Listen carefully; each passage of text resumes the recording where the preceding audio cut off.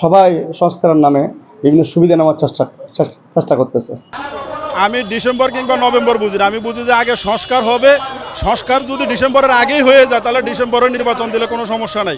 তাই সংস্কারের নামে কাল বিলম্ব না করে যত তাড়াতাড়ি সম্ভব নির্বাচন দিয়ে সংস্কার এটা তো চলমান প্রক্রিয়া, এটা তো আমাদেরকে মাথায় রেখে কাজ করতে হবে এবং ইলেকশনটা খুব দ্রুত দরকার।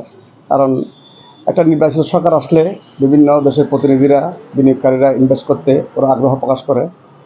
আর সংস্কার আমরা যেভাবে আশা করছিলাম প্রথম 1-2 মাস খুব ভালোভাবে চলছিল, ইদানিং দেখলাম সবাই সংস্কারের নামে বিভিন্ন সুবিধা নেওয়ার চেষ্টা করতেছে। আমি নিজেও একজন ব্যবসায়ী, আমরা বিভিন্ন অফিসে ডিলিং করি, তো দেখলাম প্রথম 2-3 মাস খুব ভালো ছিল। এখন কিন্তু আমলাতান্ত্রিক জটিলতাগুলি আমরা প্রতিটা স্টেপে খুব সাফার করতেছি।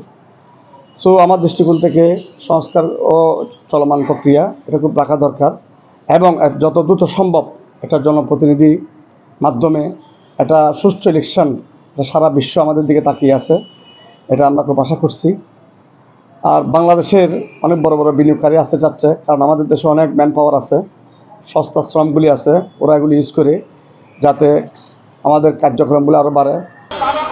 নির্বাচনের আগে বাংলাদেশের সংস্কার প্রয়োজন, এই সংস্কারের জন্যই মূলত ছাত্র জনতা আন্দোলন করেছে। তাই সংস্কারটা আগে প্রয়োজন, নির্বাচন পরে। বাংলাদেশের পুরো ব্যবস্থাটাকেই সংস্কার প্রয়োজন, সেটার ভিতরে নির্বাচনও আছে। তাই আগে সংস্কার পরে নির্বাচন, এটা আমি ব্যক্তিগতভাবে মনে করি। আমি ডিসেম্বর কিংবা নভেম্বর বুঝি না, আমি বুঝি যে আগে সংস্কার হবে। সংস্কার যদি ডিসেম্বরের আগেই হয়ে যায় তাহলে ডিসেম্বরে নির্বাচন দিলে কোনো সমস্যা নাই, কিন্তু আগে সংস্কার পরে নির্বাচন, এটা আমি ব্যক্তিগতভাবে মনে করি।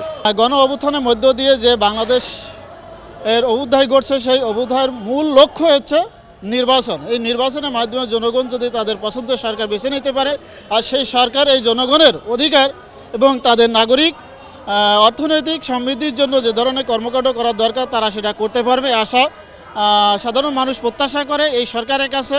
তাই সংস্কারের নামে কাল বিলম্ব না করে যত তাড়াতাড়ি সম্ভব নির্বাচন দিয়ে এবং তারা একটা সাধারণ নির্বাচনের যথাযথ সময় নির্ধারণ করেছে আগামী ডিসেম্বরের মধ্যে নির্বাচন হলে এ দেশ এবং জাতি উভয়ের জন্য কল্যাণময় বয়ে আনবে। এবং যদি নির্বাচন তারা দিতে ব্যর্থ হয় তাহলে রাজনীতিতে আর একটা মহাসংকট দেখা দিতে পারে।